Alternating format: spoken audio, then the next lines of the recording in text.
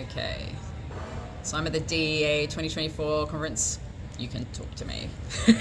Don't look in the camera. Yeah. Okay. Yeah. So I'm here at the DEA 2024 conference with Ben Dunne, who is one of the leads of sustainability at DEA. Yeah, I'm the co-convener of the DEA Sustainable Healthcare Special Interest Group. Yeah, excellent. And you had a big session yesterday that was focused on sustainability. Yeah, so there was two sustainable healthcare sort of sessions. One was a workshop on how to run a sustainable quality improvement project in a hospital or other health organization or clinic. Myself and Sonia Chanchalani, who is the chair of the Medical Education Committee, ran, and that was really great. I think people got a lot out of that session. We got some good feedback. But then there was an even more fantastic session in the afternoon, kind of look at slightly bigger picture around sustainable healthcare in general. We had some great speakers from the National Health Sustainability and Climate Unit. Their director, Madeline Skellern, came and spoke. We also had Kate Charlesworth, who's a DEA member.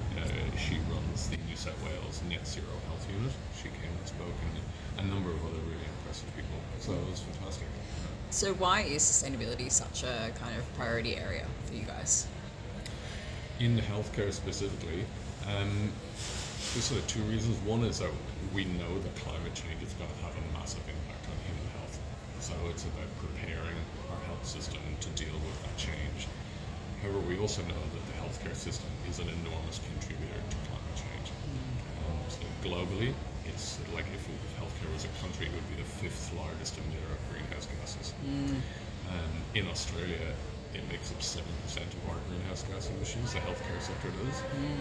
So, there's other sectors that get a pretty hard time around what the proportion of their emissions are, but the healthcare sector is about 7%, which is, all the cars on the road are about 10%. So that gives you some sort of idea of where it lies. It's a pretty significant contributor. And we sort of feel like we have to get our own house in order if we're going to be advocating about the importance of broader efforts to mitigate and reduce the impacts of climate change. We need to reduce the impact the healthcare sector has on the climate as well. So what were some of the conversations that were had yesterday in this space? What were some of the sort of key takeaways for you, things that you thought were really powerful? I think some of the most important stuff that came out of it for people was just how much progress has been made in the last year. So a year ago, the National Health Sustainability and Climate Unit just been funded, and they've now got a number of staff. They spent a lot of time and put in a huge amount of effort last year developing our national health and climate strategy, which is the first time Australia has had one of those. But it's a huge piece of work bringing together efforts to reduce the impact of climate change on the Australian population, as well as decarbonising the healthcare sector, as well as working in a lot of work around incorporating health into all policy decisions that the government makes. That's a big piece of work. Yeah. How do we do that? That is not going to be easy, but you need to start with ambition. I think that's what that starts with. There was a focus, and we're certainly interested in this at Croaky, on low value care. Can you speak to some of the sort of things that were discussed there? Yeah, so that's certainly one of the areas that we focused on, in the sustainable healthcare quality improvement session and workshop that we ran yesterday. So we've now got pretty good evidence that about 60% of the care that we deliver in the Australian healthcare sector is really good, solid, evidence-based care. There's about 30% of the care which is considered low-value care, which is not evidence-based and probably doesn't add a whole lot to patient quality of life or life expectancy. There's about 10% of the care that we deliver that's probably actively harmful. So it's either harmful care or no-value care. So when you look at that 40% of the effort and energy that goes into delivering this care that doesn't actually benefit our patients, that's a huge area that we can target to reduce not only things that are being done to patients that don't benefit them, but also reducing the emissions associated with that. As I said earlier on, 7% of our national emissions are from healthcare delivery.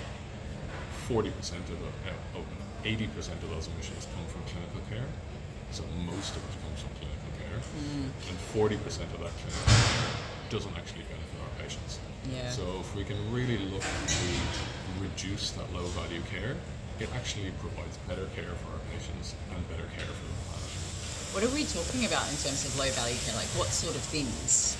So probably some of the more publicised things was a few articles last year put out about how much vitamin D testing gets done, in patients that don't necessarily need vitamin D testing or certainly won't benefit from knowing what their vitamin D levels are. There's also lots of other work being done around unnecessary blood tests in the emergency department when people come into the emergency department, or unnecessary IV cannulas when people arrive to the emergency department. Similar sort of work has happened in surgical pre-admission clinics. Not everybody needs an enormous panel of blood tests done before they have routine surgery, and even ongoing surveillance and follow-up of people who have low risk problems are highly unlikely to run into trouble again, but they end up stuck in the system having repeated scans that don't benefit them, add costs and carbon to the healthcare sector, and actually generate a lot of anxiety for patients who have to keep going for scans, keep worrying about whether their problem is going to come back. Yeah. We know from a lot of literature around disease screening that actually having scans generates a lot of anxiety for patients. Yeah, and 9 times Especially out when of they don't 10, need them. yes, they don't need them. That's right. What have you heard at the conference so far in terms of things that people are doing already, like towards this problem, making inroads? So I think the most impressive stuff has been higher level things that have happened over the last year between the National Health Sustainability Climate Unit, Kate Charles within their New South Wales Net Zero projects, and that's the sort of high level change that need to happen to set a baseline and set the sort of ambition for the sector to tackle this. There's a lot of work being led through the colleges as well to try and start addressing this. It's those sort of low value care related discussions that have to be led by us as the professionals rather than dictated from elsewhere. So that's been really encouraging to see that being discussed more openly and seen as a real problem, but also seen as a really valuable opportunity for us to deliver better care for our patients while at the same time having all these environmental advantages. Yeah, amazing.